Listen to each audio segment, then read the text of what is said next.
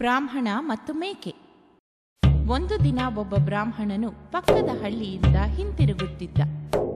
ಅಷ್ಟರಲ್ಲಿ ಮೂವರು ಹಸಿದ ಕಳ್ಳರು ಅವನನ್ನು ನೋಡುತ್ತಾರೆ.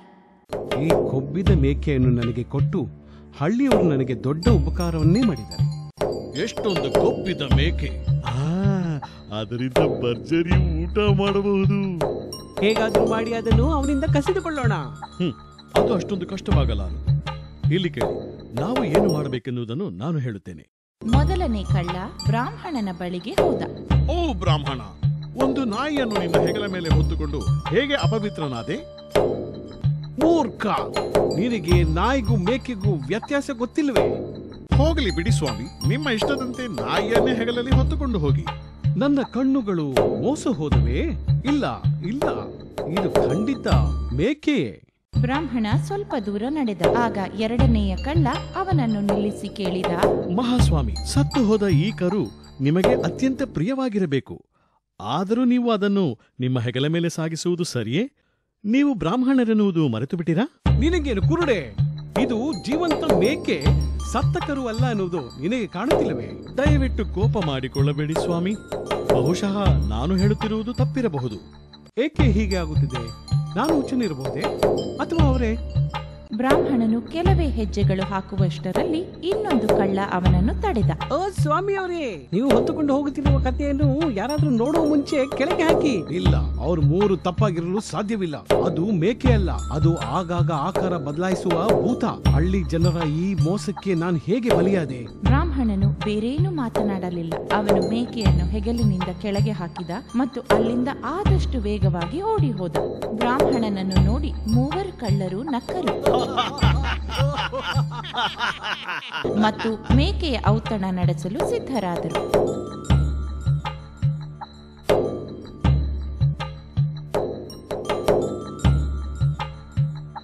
ನೀತಿ: ಇತರರನ್ನು ನಂಬುವ ಮುನ್ನ ನಿನ್ನನ್ನು ನೀನು ನಾಯಿ ಮತ್ತು ಕತ್ತೆ. ಬಹಳ ಹಿಂದೆ ವಾರಣಾಸಿಯ ಅಗಸನ ಬಳಿ ಒಂದು ಕತ್ತೆ ಮತ್ತು ಒಂದು ನಾಯಿ ಇದ್ದವು. ಎಲ್ಲ ಕಡೆ ಪ್ರಶಾಂತವಾಗಿದೆ. ನಾನೀಗ ರಾತ್ರಿ ಮರದ ದಿಮ್ಮಿಯಂತೆ ಮಲಗುತ್ತೇನೆ. ಮತ್ತೊಮ್ಮೆ ಮಾಲೀಕನು ನನಗೆ ರಾತ್ರಿ ಊಟ ಹಾಕುವುದನ್ನು ಮರೆತಿದ್ದಾನೆ. ಕೆಲವು ಗಂಟೆಗಳ ನಂತರ, ಒಳ್ಳೆ ಸಮಯ, ಅವನು ಗಾಢ ನಿದ್ರೆಯಲ್ಲಿದ್ದಾನೆ. ನನ್ನ ಅದೃಷ್ಟ. ನಾನು ಚೀಲವನ್ನು ತುಂಬಲು ಆರಂಭಿಸುತ್ತೇನೆ. ಅಯ್ಯೋ ದೇವರೇ, ಕಳ್ಳ ಬಂದಿದ್ದಾನೆ ಮತ್ತು ಒಡೆಯ ಗಾಢ ನಿದ್ರೆಯಲ್ಲಿದ್ದಾನೆ. ಕತ್ತೆ ನಾಯಿಯ ಕಡೆ ತಿರುಗಿತು. ನೋಡು, ಒಬ್ಬ ಕಳ್ಳನು ನಮ್ಮ ಒಡೆಯನ ಆಸ್ತಿಗಳನ್ನು ಕದಿಯುತ್ತಿದ್ದಾನೆ. ನೀನು ಬೊಗಳಿ ಅವನನ್ನು ಏಕೆ ಎಬ್ಬಿಸಬಾರದು? ನಾನೇಕೆ ಹಾಗೆ ಮಾಡಬೇಕು? ನಮ್ಮ ಒಡೆಯ ನನ್ನನ್ನು ಉಪೇಕ್ಷಿಸುತ್ತಾನೆ. ಒಂದು ಚಿಕ್ಕ ಪಾಠ ನನ್ನ ಅವಶ್ಯಕತೆಯನ್ನು ಅವನಿಗೆ ತಿಳಿಸುತ್ತದೆ. ಅದಕ್ಕೆ ಸುಮ್ಮನಿದ್ದೇನೆ. ಕತ್ತೆಗೆ ಕೋಪ ಬಂದಿತು. ನಮ್ಮ ಒಡೆಯನ ಹಿತವನ್ನು ನೀನು ಹೇಗೆ ಕಡೆಗಾಣಿಸಬಹುದು? ವಂಚಕ, ಕೃತಜ್ಞ. ನನ್ನನ್ನು ಉಪೇಕ್ಷಿಸಿದವನಿಗೆ ನಾನು ಕೃತಜ್ಞನಾಗಿರಬೇಕೆ? ಇಲ್ಲ, ನಾನು ಅವನನ್ನು ಎಬ್ಬಿಸುವುದಿಲ್ಲ. ಹಾಗಾದರೆ ಕಳ್ಳ ಹೋಗುವ ಮುನ್ನ ನಾನು ಎಬ್ಬಿಸುತ್ತೇನೆ. ನಾನು ತ್ವರ ಮಾಡಬೇಕು.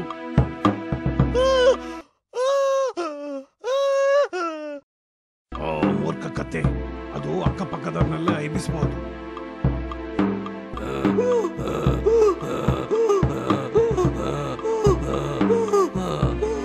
ಕಳ್ಳ ಪರಾರಿಯಾದ.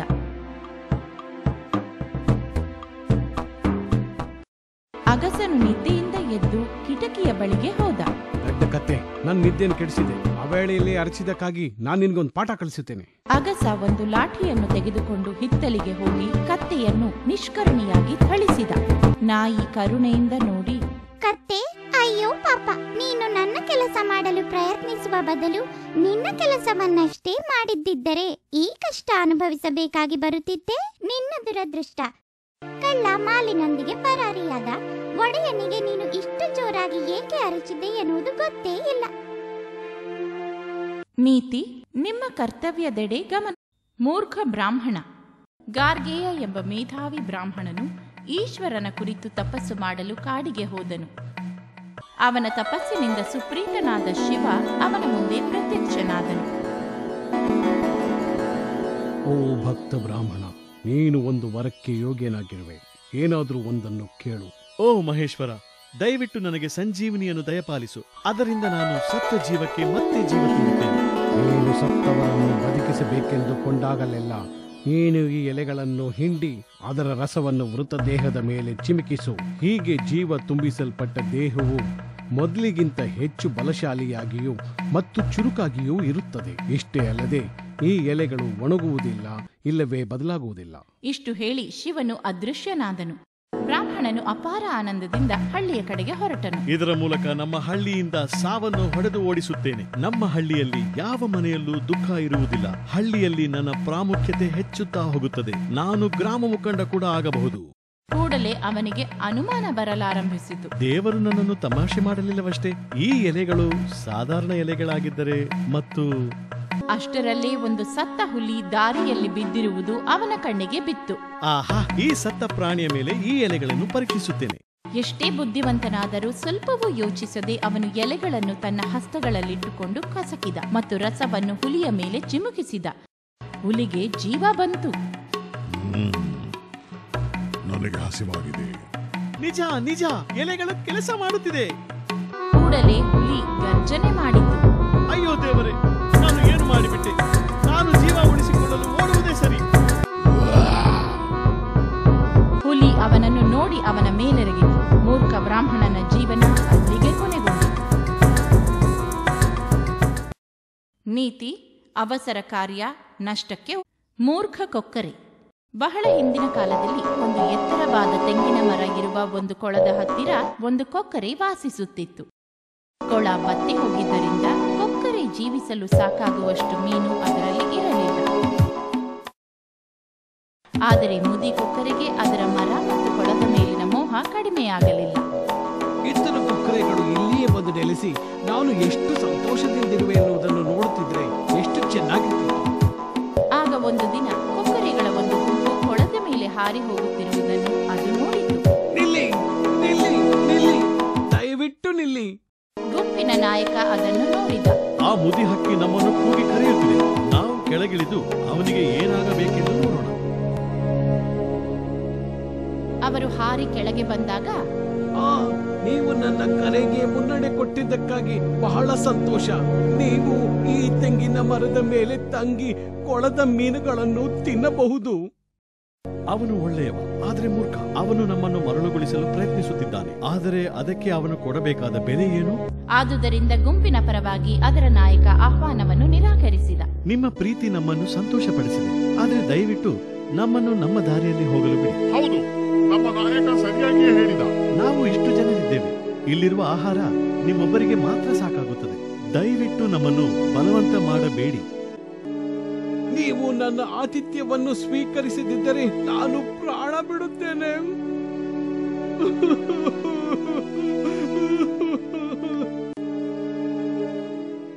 ನಾಯಕನಿಗೆ ಆಹ್ವಾನವನ್ನು ಸ್ವೀಕರಿಸದೆ ಬೇರೆ ದಾರಿ ಇರಲಿಲ್ಲ. ಸರಿ, ಹಾಗಾದ್ರೆ ನಾವು ನಿಮ್ಮ ಅತಿಥಿಗಳಾಗಲು ಒಪ್ಪುತ್ತೇವೆ. ಬನ್ನಿ, ನಾವು ನನ್ನ ಮರಕ್ಕೆ ಹೋಗೋಣ. ಹೀಗೆ ಎಲ್ಲಾ ಕೊಕ್ಕರೆಗಳು ತೆಂಗಿನ ಮರಕ್ಕೆ ಹೋದವು. ಮುದಿ ಕೊಕ್ಕರೆಗೆ ಬಹಳ ಹೆಮ್ಮೆಯಾಯಿತು. ತನ್ನ ಹೆಚ್ಚುಗಾರಿಕೆಯ ಬಗ್ಗೆ ಅಹಂಕಾರ ಬಂದಿತು. ನಿಮಗೆ ಬೇಕೆನಿಸಿದಂತೆ ಆರಾಮ ಮಾಡಿ ಮತ್ತು ಹೊಟ್ಟೆ ಹಸಿದಾಗ ನನ್ನ ಕೊಳದ ಮೀನುಗಳನ್ನು ತಿನ್ನಿರಿ. ನಿಮ್ಮೆಲ್ಲರಿಗೂ ಬೇಕಾಗುವಷ್ಟು ಮೀನುಗಳು ಈ ಕೊಳದಲ್ಲಿದೆ. ಕೊಕ್ಕರೆಗಳ ತಂಡ ಅದರ ಮಾತನ್ನು ನಂಬಿ ದಿನವೂ ಮೀನಿನ ಔತಣ ಮಾಡಲಾರಂಭಿಸಿತು. ನಾನು ನಿನಗಿಂತ ಹೆಚ್ಚು ಮೀನು ತಿನ್ನುತ್ತೇನೆ ಎಂದು ಬಾಜಿ ಕಟ್ಟುತ್ತೇನೆ. ಅದು ಸಾಧ್ಯವಿಲ್ಲವೆಂದು ನಾನು ಬಾಜಿ ಕಟ್ಟುತ್ತೇನೆ. ನಾನು ಈಗಾಗಲೇ 6 ಮೀನು ತಿಂದಿದ್ದೇನೆ. ನಿಮ್ಮಲ್ಲಿ ಯಾರಾದರೂ ಅದಕ್ಕಿಂತ ಹೆಚ್ಚು ತಿನ್ನಬಲ್ಲಿರಾ? ಹೀಗೆ ಅವರವರೊಡನೆ ಸ್ಪರ್ಧಿಸಿ ಕೆಲ ಸಮಯದಲ್ಲಿ ಅವು ಕೊಳದ ಎಲ್ಲಾ ಮೀನುಗಳನ್ನು ಖಾಲಿ ಮಾಡಿದವು.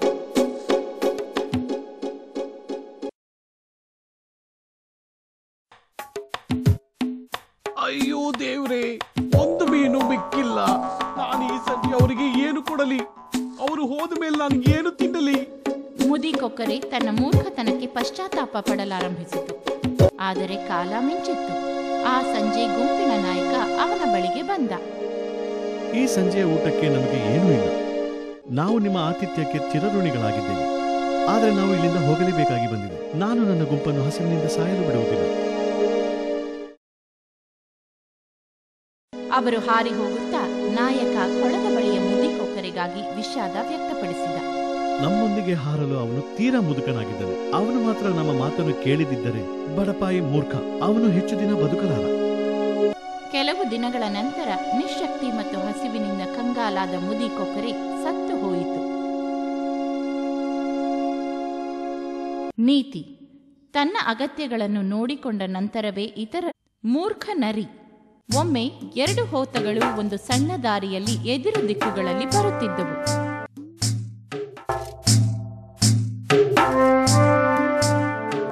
ಯಾವ ಹೋತವೂ ಇನ್ನೊಂದಕ್ಕೆ ಮುಂದೆ ಹೋಗಲು ದಾರಿ ಬಿಡಲಿಲ್ಲ. 2 ದಾರಿಗಾಗಿ ಹೋರಾಡಲು ಪ್ರಾರಂಭಿಸಿದವು. ಅವುಗಳ ತಲೆಯಿಂದ ರಕ್ತ ಸುರಿಯಲಾರಂಭಿಸಿತು. ಒಂದು ನರಿ ಇದನ್ನೆಲ್ಲ ನೋಡಿತು. ಅದು ಮೂರ್ಖ ನರಿಯಾಗಿತ್ತು.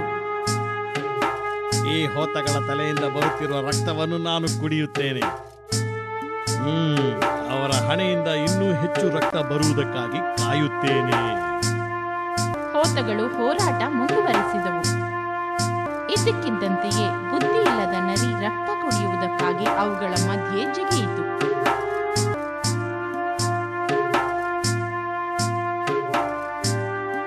ಎರಡೂ ಹೋತಗಳು ಅವುಗಳ ಕೊಂಬಿನಿಂದ ನರಿಯನ್ನು ಕೋಪದಿಂದ ಇರಿದವು. ಕೂಡಲೇ ನರಿ ಸತ್ತು ಬಿದ್ದಿತು. ನಂತರ ಹೋತಗಳು ಸಮಾಧಾನಕ್ಕೆ ಬಂದವು ಮತ್ತು ಶಾಂತವಾಗಿ ಒಬ್ಬರಿಗೊಬ್ಬರು ದಾರಿ ಕೊಟ್ಟುಕೊಂಡು ಶಾಂತವಾಗಿ ಹೊರಟು ಹೋದವು. ನೀತಿ: ಕೆಲಸ ಮಾಡುವ ಮುನ್ನ ಯೋಚಿಸಿ. ಅಹಂಕಾರಿ ಜೇನುನೊಣ. ಒಮ್ಮೆ ಒಂದು ಕಾಡಿನಲ್ಲಿ ಒಂದು ಅತಿ ಸುಂದರ ಜೇನುನೊಣ ವಾಸಿಸುತ್ತಿತ್ತು. ಅದರ ಸೌಂದರ್ಯಕ್ಕಾಗಿ ಎಲ್ಲರೂ ಅದನ್ನು ಹೊಗಳುತ್ತಿದ್ದರು. ಆದರೆ ಅದು ಬಹಳ ಅಹಂಕಾರಿ ಮತ್ತು ಬಡಾಯಿಕೋರಳಾಗಿತ್ತು. ಒಂದು ದಿನ ಅದು ಹಾರಾಡುತ್ತಿದ್ದಾಗ ಒಂದು ಮರಿ ಆನೆಯನ್ನು ನೋಡಿತು. ಅದು ಹೋಗಿ ಅದರ ಕಿವಿಯ ಮೇಲೆ ಕುಳಿತಿತು. ಹೇ, ನೀನು ಯಾರು? ನಾನು ಅತಿ ಸುಂದರ ಜೇನುನೊಣ. ನಿನಗೆ ನಾನು ಗೊತ್ತಿಲ್ಲವೇ? ನಿನ್ನ ದೇಹದ ತುಂಬಾ ಕೊಬ್ಬು ತುಂಬಿದೆ ಮತ್ತು ದೊಡ್ಡ ದೇಹವಿದೆ. ಆದರೆ ನನ್ನ ಸೂಕ್ಷ್ಮ ರೆಕ್ಕೆಗಳಿಗಾಗಿ ಎಲ್ಲರೂ ನನ್ನನ್ನು ಮೆಚ್ಚುತ್ತಾರೆ. ಓ ಸರಿ, ಹಾಗಾದ್ರೆ ನನಗೆ ನಿನ್ನನ್ನು ಭೇಟಿ ಮಾಡಿ ಸಂತೋಷವಾಯಿತು. ನೀನು ಎಲ್ಲಿಗೆ ಹೋಗುತ್ತಿರುವೆ? ಓ, ಎಲ್ಲಿಗೂ ಇಲ್ಲ ಮತ್ತು ಎಲ್ಲೆಲ್ಲಿಗೂ ಕೂಡ. ನೋಡು, ನನ್ನ ಈ ಸುಂದರ ರೆಕ್ಕೆಗಳ ಸಹಾಯದಿಂದ ನಿನ್ನಂತಲ್ಲದೆ ನಾನು ಎಲ್ಲಿಗೆ ಬೇಕಾದರೂ ಹಾರಿ ಹೋಗಬಹುದು. ಆದರೆ ಒಂದು ರೀತಿಯಲ್ಲಿ ನಾವಿಬ್ಬರೂ ಸಮ, ಏಕೆಂದರೆ ನಿನಗೆ ಸೊಂಡಲಿದೆ ಮತ್ತು ನಾನು ಉದ್ದವಾದ ಮೂತಿ ಹೊಂದಿದ್ದೇನೆ. ನಮ್ರ ಆನೆ ಹೌದೆಂದು ತಲೆ ಅಲ್ಲಾಡಿಸಿತು. ಆದರೆ ನನ್ನ ಉದ್ದ ಮೂತಿಯಿಂದ ನಾನು ಹೂಗಳಿಂದ ಮಧುವನ್ನು ಹೀರಬಲ್ಲೆ, ಆದರೆ ನಿನ್ನ ಸೊಂಡಿಲಿನಿಂದ ಇದು ಸಾಧ್ಯವಿಲ್ಲ. ಇವೆಲ್ಲವೂ ನನ್ನನ್ನು ನಿನಗಿಂತ ಉತ್ತಮ ವ್ಯಕ್ತಿಯಾಗಿ ಮಾಡುತ್ತವೆ. ಜೇನುನೊಣ ಇದನ್ನು ಹೇಳುತ್ತಿರುವಂತೆಯೇ ಬಲವಾಗಿ ಗಾಳಿ ಬೀಸತೊಡಗಿತು. ಇಷ್ಟರಲ್ಲಿ ಅದು ಮತ್ತು ಬಳ್ಳಿಗಳು, ಎಲೆಗಳು, ಮರಳು ಮತ್ತು ಕಸಕಡ್ಡಿಗಳು ಸುತ್ತಲೂ ಹಾರತೊಡಗಿದವು. ಪುಟ್ಟ ಜೇನು ಇದರಿಂದ ತಪ್ಪಿಸಿಕೊಳ್ಳಲು ಆಗಲಿಲ್ಲ. ಅದನ್ನು ಕೂಡ ಬಿರುಗಾಳಿ ಎತ್ತಿಕೊಂಡು ಹೋಯಿತು.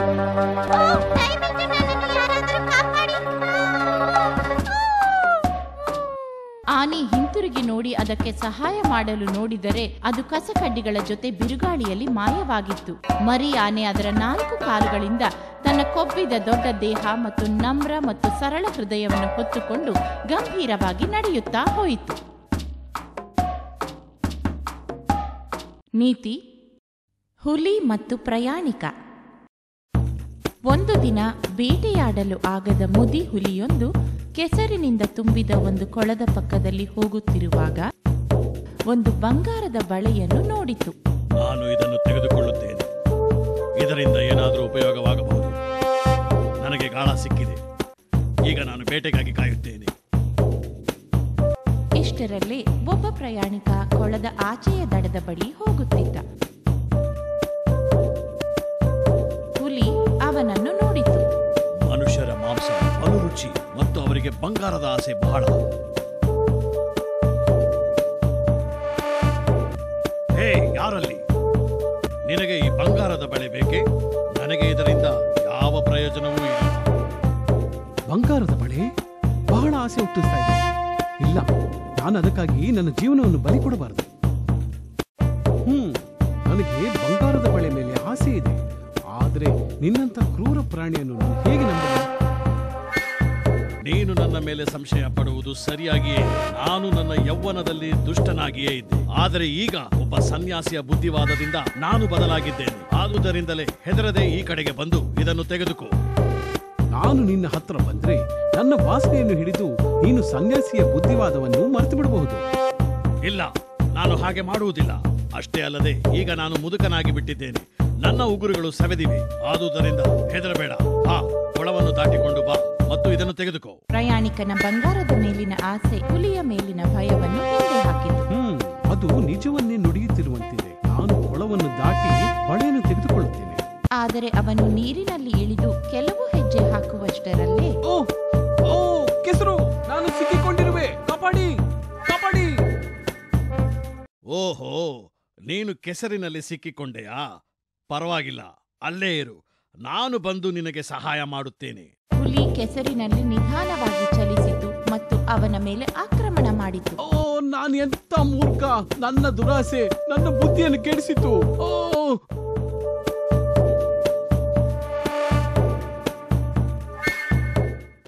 ನೀತಿ: ಆಸೆ